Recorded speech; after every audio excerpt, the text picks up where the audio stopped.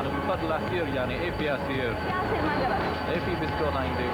في بسكوت بالشوكولاتة. كم الواحد يعني؟ طلع ربع جنيه. ها؟ ربع جنيه. ربع بس رخيص.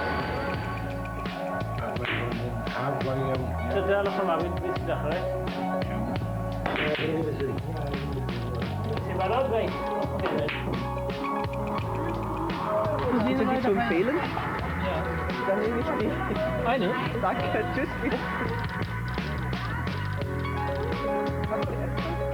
Came leader. The BBC has launched a 24-hour news channel whose journalists, whatever their field, know what's really going on 24 hours a day.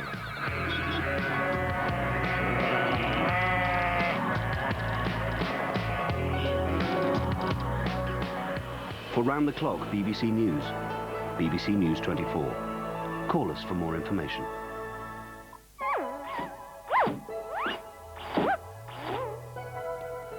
A whole week condensed into just 10 minutes on BBC2 now. This weekend, two elderly statesmen, General Pinochet and Mick Jagger, are waiting to see where they will be spending Christmas.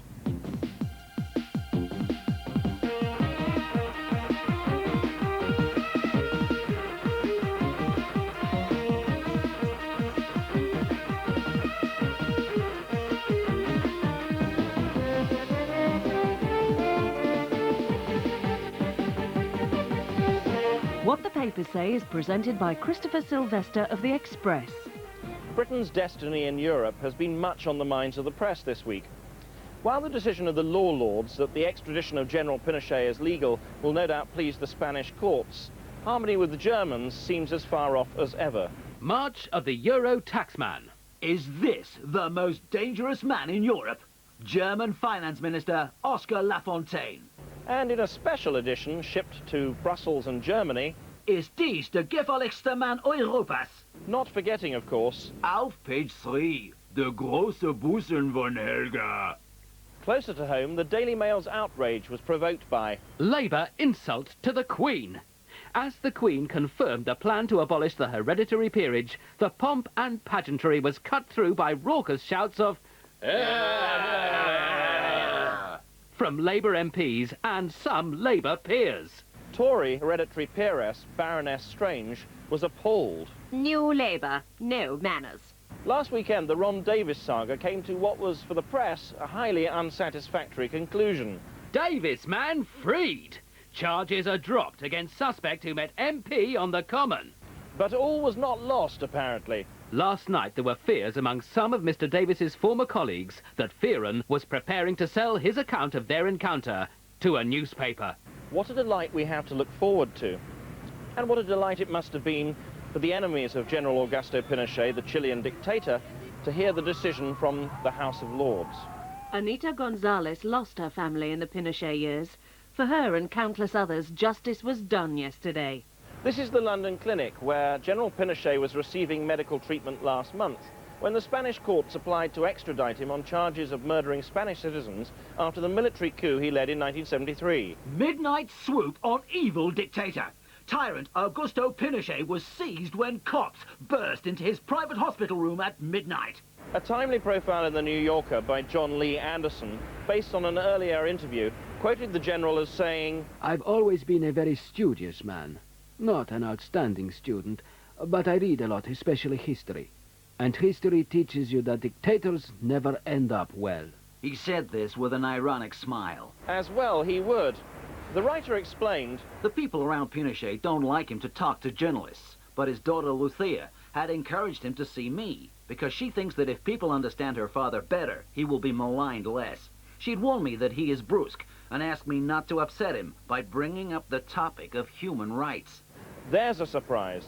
The Mirror tracked down Sheila Cassidy, the British doctor tortured in the wake of Pinochet's coup for giving medical attention to a gunshot victim. His sadists stripped me, tied me down, then gave me electric shock torture. Most papers attributed over 3,000 deaths to General Pinochet, but this did not trouble Baroness Thatcher. Maggie's tryst with Pinochet. Tea with dictator days before arrest. And a couple of days later, she wrote to the Times. General Pinochet must be allowed to return to his own country forthwith. By now it was time for that great pontifex Paul Johnson to weigh in, while being interviewed by the Independent's Deborah Ross. I'm one of the few people who knew Allende and Pinochet. I went to the races with Allende. I had tea in Chile with Pinochet. He's totally harmless. Don't believe he's ever hurt anybody. Not content with this message of support, however, the general was looking for more recruits. Former Chilean dictator General Pinochet has appointed Jonathan Aitken's former PR advisor, Not exactly a recommendation, I'd have thought. Patrick Robertson, to help manage media coverage of his detention in London. No doubt Mr. Robertson was behind the following item in the Sunday Telegraph.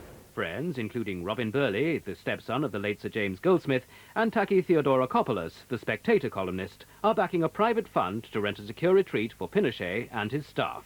Mr. Burley brought tears of laughter to my eyes with the remark that No one is supporting him, and I have sympathy for the underdog. Isabel Hilton, writing in The Guardian from the Chilean capital. The ladies from the posh suburbs here haven't forgotten him, though. They gather every evening to hurl abuse at the closed doors of the Spanish embassy for that nation's temerity, as they see it, in tarnishing the image of the general with such unpleasant subjects as torture and murder, topics that polite society in Chile has learnt to avoid. Yet polite society in Chile wasn't able to avoid the law lord's decision. Fallo adverso a Pinochet. Pinochet sin inmunidad. Perdió Pinochet. Polite society in Britain was more offended by the treatment of the general, according to the Telegraph, than by his treatment of political prisoners. He has been treated unfairly, incompetently, and in breach of the laws of hospitality. That'll be the Hospitality Miscellaneous Provisions Act, I presume. Not one that the law lords felt obliged to consider. It is a saga worthy of a novelist like Gabriel García Márquez, the sick tyrant in the autumn of his years, checking into a London clinic only to find himself under arrest in his hospital bed, when in the fullness of time, death comes to the patriarch. Shame and obloquy will be shoveled onto his coffin. Meanwhile, we've been entertained by the antics of the royal couple. No, I don't mean Charles and Camilla, but the King and Queen of Rock, Mick Jagger and Jerry Hall. You lying, cheating, no good slime ball. Mick! It's my baby. It started as a row over their 14-year-old daughter Elizabeth, who recently made her debut as a catwalk model alongside her mother. Mother and daughter also graced the cover of Harper's and Queen this month. But Mick doesn't approve. Jagger urges daughter to swap the catwalk for the classroom. Sex, drugs and rock and roll, but not for my children. But was that really all it was? It was a smokescreen to hide his tryst with Carla. The reason for the smokescreen, it transpired, was that Mick had visited his old flame, the Italian supermodel Carla Bruni. She's Hall alone. Jerry's agony as Mick dates her rival Carla. Devastated, Jerry Hall stands alone in a tough district of New York, agonizing over hubby Mick Jagger's tryst with her stunning love rival. What the press had on its hands was close to an international incident. Now more is under threat than the traditional family Christmas on the Caribbean island of Mystique. Then on Wednesday, the Mirror announced, Mick sends aid to cool fuming Jerry. according to a source, One of his close aides had dinner with Jerry on Monday night, and it was a great help. yet Carla Bruni played down her role, insisting that Jagger had no shortage of female admirers. I am nothing in his life. You know, there are 7,000 girls. And I'm having Jagger's baby. Luciana Gimenez Morrell, 29, told pals she's enjoyed a secret affair with the star and is now 3 months pregnant. surely it was time for the Peter Pan-like Jagger to learn some lessons, argued the Sun. Is this the saddest man in showbiz? For some reason, Mick still believes he is a sex symbol. He's about as sexy as the idea of an oiled Bernard Manning in a thong, except Mr. Manning's probably more of a gentleman. Carla is nothing if not outspoken. Indeed, she once came up with what the Mirror called The ultimate catfight put down. I don't even know Jerry Hall, She hissed. but I do know we're not from the same generation. By far the most intriguing account of Miss Bruni's charms came from Simon Mills in the Evening Standard, who recalled witnessing a fashion shoot in her Paris apartment. Prancing around a spacious flat in nothing but a pair of cut-off Levi's and a cowboy hat, she'd stop only to strum a tune or two idly on her guitar. First, Faraway Eyes, then Wild Horses, both Rolling Stones numbers naturally. And finally, the European Union's decision to lift the ban on British beef may have been a relief to our farmers, but it was a gift to our cartoonists. Good night. And on that farm he had some cows, E-I-E-I-O, with a moo-moo here and a moo-moo there, here a moo, there a moo, everywhere a moo-moo. Old MacDonald had a farm, E-I-E-I-O. Plenty of good tabloid material for this week's teens to get stuck into then. Have I Got News For You is at 9. I think it was one of the most exciting games I've been to. A match attended by 36,000. It was just the most amazing atmosphere. Watched by millions worldwide. We all knew what was at stake, and we just knew, it was such a massive game. It's not very often you play against Argentina in the World Cup. All the way to France to see England, and we ended up seeing it on the portable telly. Where were you for the passion, pride and penalties? Wednesday, 9:30 on BBC1. It still sends a shiver down my spine.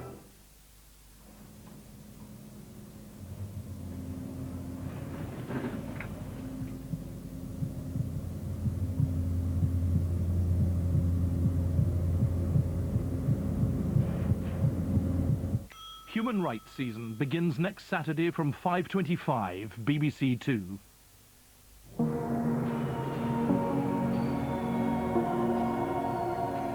The crisis which brought the world to the brink of war, now on BBC2, starkly illustrated by the brutal treatment of the planet.